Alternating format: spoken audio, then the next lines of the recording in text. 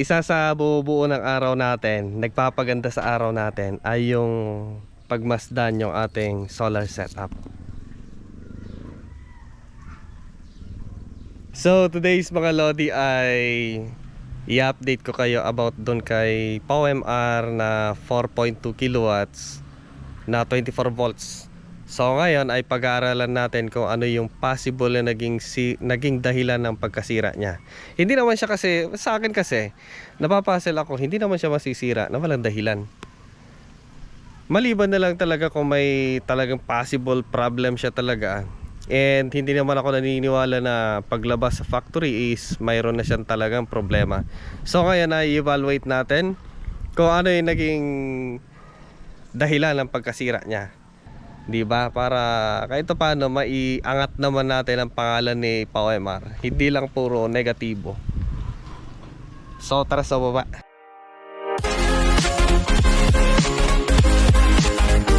Si PowerMR ngayon, napinturaan na natin siya. Si PowerMR kasi nagtitipid sa pintura. Hindi niya pininturahan sa ilalim. Kahit paano naman sana matuwa yung mga buyer niya. Pininturahan na natin ng itim. Right? Tapos yung ilalim ng kanyang chassis, pininturahan na rin natin.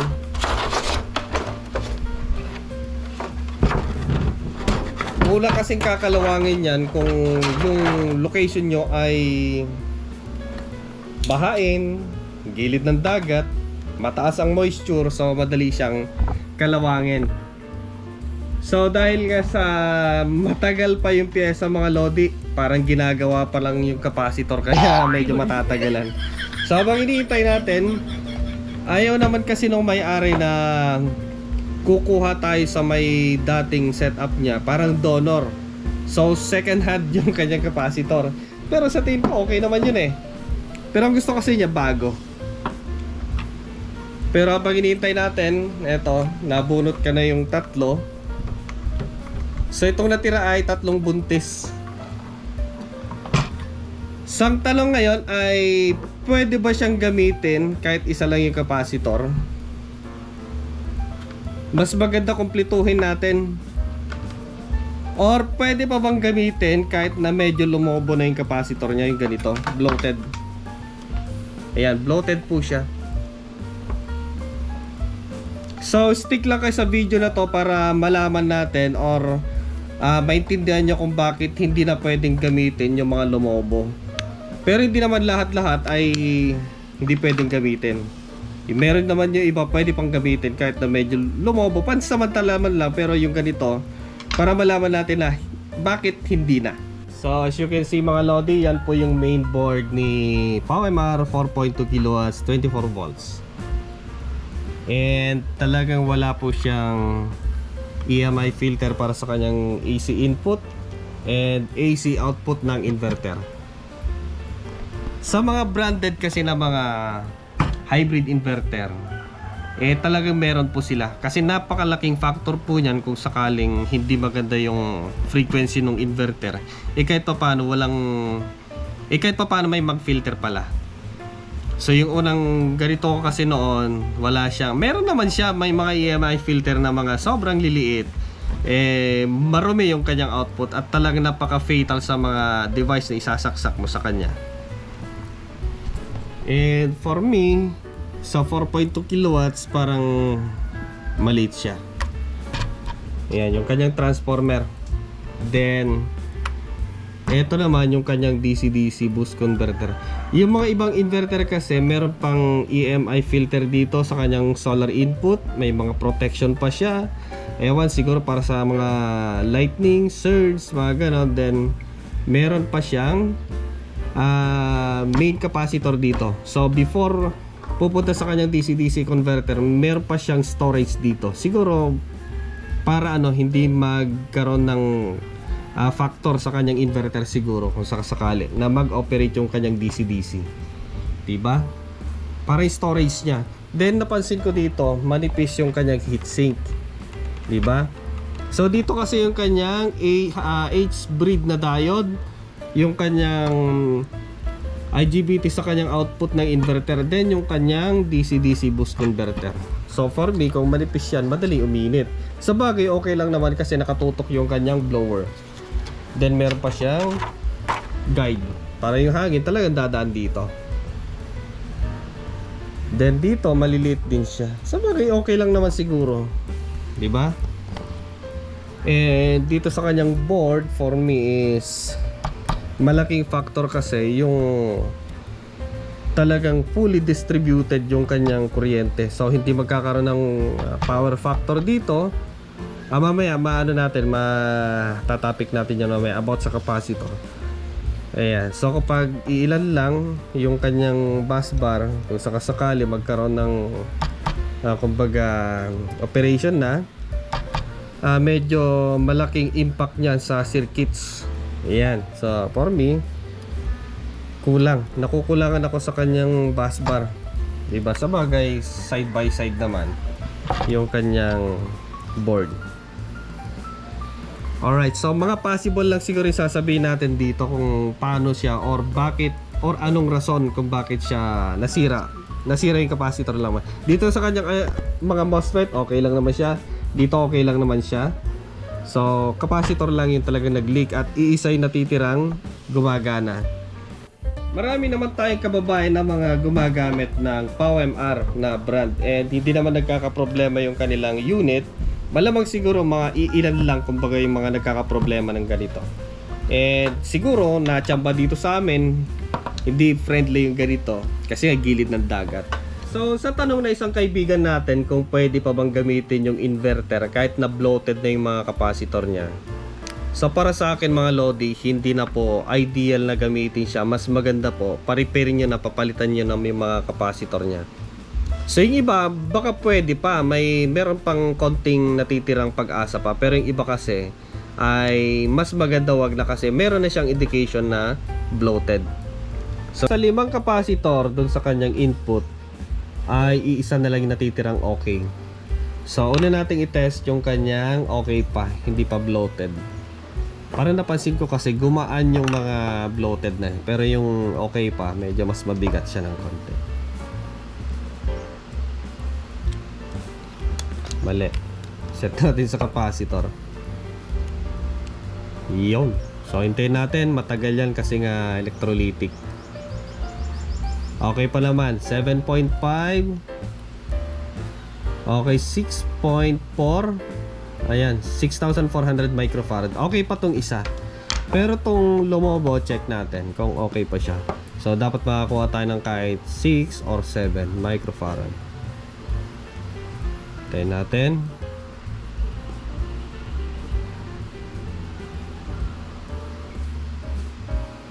So tumaas na yung kanyang capacitance kasi nga na-dry na siya. Wala na yung kanyang electrolyte.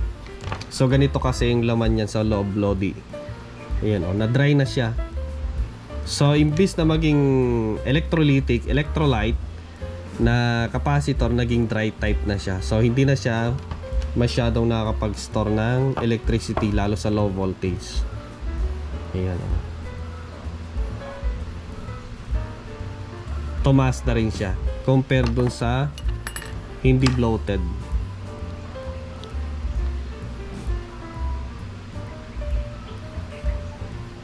Ayan. So eto okay pa to. So ang trabaho kasi ng capacitor sa circuit, yung mga ganito, lalong-lalo na sa supply, ay stabilize yung voltage na pumapasok sa circuit. Ayan. So from the battery kasi, pag nag-travel sa wire yung kuryente at marami pang dugtong, so nagkakaroon kasi ng konting drop. So gamit ang capacitor, na i-correct niya yon. Diba? Paano naman siya nasisira? Malamang ay pwede nating sabihin din na may depekto yung capacitor na nilagay. Kung isa or dalawa yung nasira na walang karason-rason, di ba? Hindi natin siya niloadan, umusok na lang, pwede nating pagbintangan to. Pero kung marami siya at iisa lang natira, pwede nating, hindi natin masasabing yung capacitor na yun. Kasi imposible naman na halos lahat siya ay nasunog ng dahil lang sa ganun na siguro yung capacitor. Malamang siguro for me, hindi siguro. Sa tingin nyo kaya? So mga Lodi, disclaimer, sa video na to ay based lang po sa aking idea, pag-a-analyze dun sa circuit. So ayun lang masasabi ko. Malamang hindi naman siguro factory defect, 'di ba? Isa pa kasi, ayan, yung distribution of power sa kanyang board. Kaya nga po, napaka-importante yung nakalagay na bus bar. Kasi kapag nagkakaroon siya ng improper voltage distribution, so nagkakaroon ng factor sa bawat linya. Diba? Hindi pare-pares kumbaga yung distribution. So yung kuryente ngayon ay nagkakaroon siya ng react sa circuit. So ganun siguro nangyari dito. Diba? Una ay siguro yung kanyang board mismo. Pero sa tingin ko hindi naman nasa design naman yan Hindi nating pagbintangan pa ng isa na siguro yung dahilan. Malamang siguro ay yung linya, yung papunta sa battery at papunta sa inverter. Siguro may problema doon, hindi masyado maigpit, or yung contact ng isa. Kasi pwede nating pagbintangan yung circuit breaker. Kasi may history na yung system na loaded yung dati niyang setup no na 3 kilowatts. Then nagkaroon ng konting sunog sa output niya kasi nga naglo-loss. Then imbis na patayin yung system ng step by step, hindi kundi sa supply. So kasagsagan ng init, loaded yung system, pinatay sa breaker. So ano mangyayari doon? Magkakaroon ng malakas na spark sa kanyang breaker pagbitaw. Paano yan magdilasag? Di ba hybrid inverter yun? Malakas yung araw, di nagcha-charge sana sa battery. Or yung MPPT or solar ang nagso-shoulder sa lahat ng load. Maaaring ganun guys. Kasi nga mataas yung sinet ko nun sa kanyang inverter, 80 ampere yata to 90 ampere na charging from solar. So pag pinatay mo yun, malakas pa rin yung spark from inverter to battery kasi mataas yung MPPT niya So malamang nagkaroon pa rin siya ng bulutong sa kanyang, siguro sa kanyang circuit breaker sa ganung pagpatay sa system. So yun ang isang tinitingnan ko doon dito kasi nga sa battery niya na ginamit doon, tapos dito iisa So malamang siguro pwede kong pagdudaan yung kanyang circuit breaker na malamang ay nagkaroon ng bulutong or dumi or debris sa kanyang contact. Or merong nagkaroon ng loose connection kasi nga sa tingin ko hindi naman to ang hindi naman siguro to yung naging problem talaga. Kasi ang capacitor kasi hindi siya nasisira sa over voltage. Hindi lang doon, nasisira din siya sa under voltage. May kumakain sa sa energy. So nasisira kasi ang ganito sa rapid charge at discharge. Ibig sabihin ay mabilis siyang china-charge, mabilis din siyang nadi-discharge. So ang trabaho lang, ang pwede lang trabaho ng ganun kasi ay yung mga Mylar capacitor, yung kulay tsokolate. So ganun ang trabaho nun. Nakadesign sila sa mga ganung high frequency, rapid charge at discharge. Pero sa mga ganito kasi, hindi sila nakadesign sa ganun. So pag gamitin mo sa ganun, talagang maglilik siya. Diba? Magkakarga siya, tapos biglang madi-discharge, magkakarga, biglang madi-discharge. So isang dahilan para masunog siya or ma-dry yung kanyang electrolyte. Diba? Na-dry lang naman siya Na-dry lang naman siya. Diba? So yun ang design na meron siyang dito, guhit. Para kung sakaling may pressure, lang siya, sabi niya hindi siya puputok. Pero ang una kong pinagdududahan dito, yung linya. Kaya dapat siguraduhin natin na yung linya papunta sa battery ay maganda yung connection. Kaya nga ako hindi naglagay ng circuit breaker kasi nagkakaroon ng problema. Yan. Kasi nung naglagay ako sa unang setup ko noon, yung circuit breaker ang pinagbibintangan ko kasi nga mababa yung current niya. Naglagay ako 125 ampere na circuit breaker, pero bakit umiinit pa rin? 'Di ba?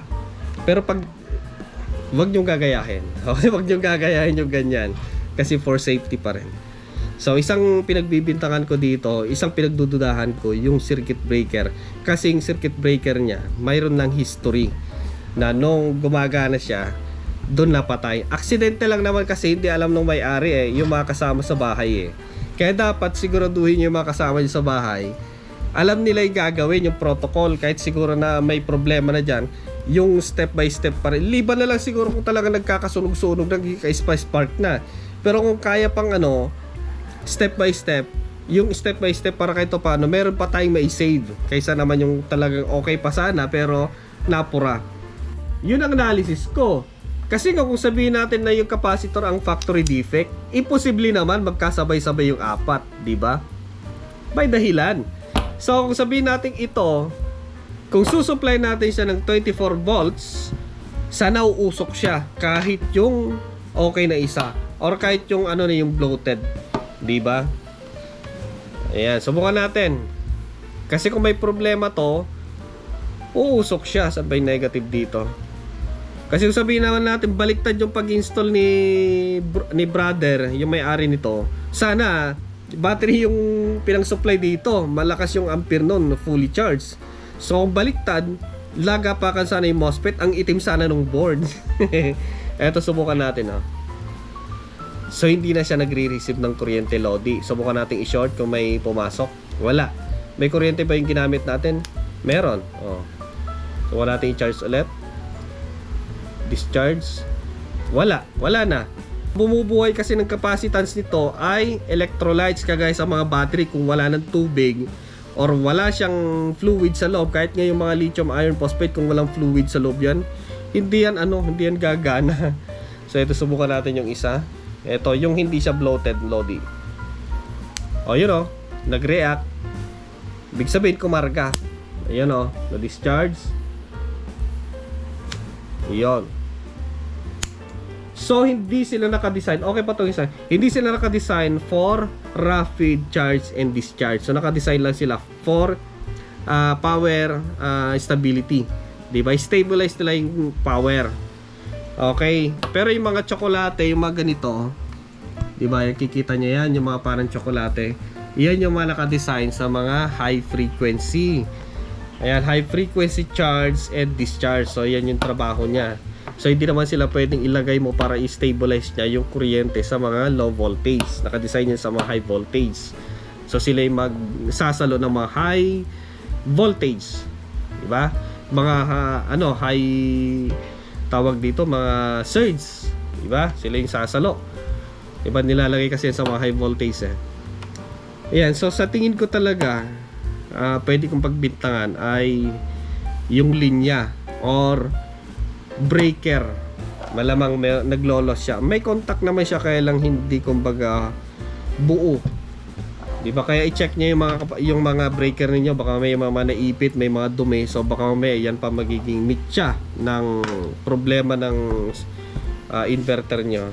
Always check. Kaya nga sinasabi na protocol na every 6 months ay ang maintenance, i-check natin yung mga dugtungan, i-check natin yung mga tornilyo, i-check natin yung mga dito, di ba?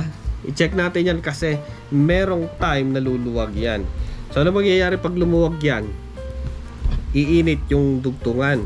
Kung hindi iinit yung dugtungan, yung mga appliances ninyo na ginagamitan ninyo ng kuryente, pag nag-under voltage yan, iinit yung motor, masisira yung appliances kasi nga low voltage na siya, high current na siya. So mangyayari, masisira.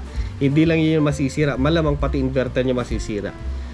So yun, malamang. So comment nyo sa baba kung ano pa yung mga may dadagdag ninyo, kung malamang mali ako.